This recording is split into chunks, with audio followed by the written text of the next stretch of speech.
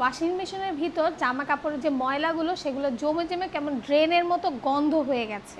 কদিন ধরে খেয়াল করছিলাম যে জামা কাপড় ধোয়ার পরও কেমন জানি একটা গন্ধ আসছে। ওয়াশিং মেশিনে পাউডার ঠিকই দিচ্ছি, জামা কাপড়ও পরিষ্কার হচ্ছে, কিন্তু কোনোভাবেই বুঝতে পারছিলাম না গন্ধটা কিভাবে আসছে। কারণ খুঁজতে গিয়ে দেখলাম ওয়াশিং মেশিনের ভিতর জামা কাপড়ের যে ময়লাগুলো সেগুলো জমে জমে কেমন ড্রেনের মতো গন্ধ হয়ে গেছে।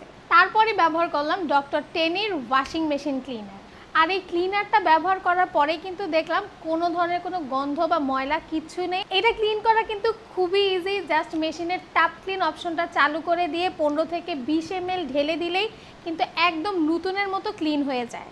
আর ভিতরে দেখা অদেখা সব ময়লা এবং জীবাণু কিন্তু একদম ক্লিন হয়ে যায়।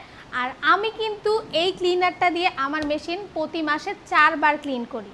এরপর থেকে কিন্তু আমার কাপড়ে কোনো ধরনের আস্তে গন্ধ বা কোনো ধরনের কিন্তু ময়লা দাগও লেগে থাকে না।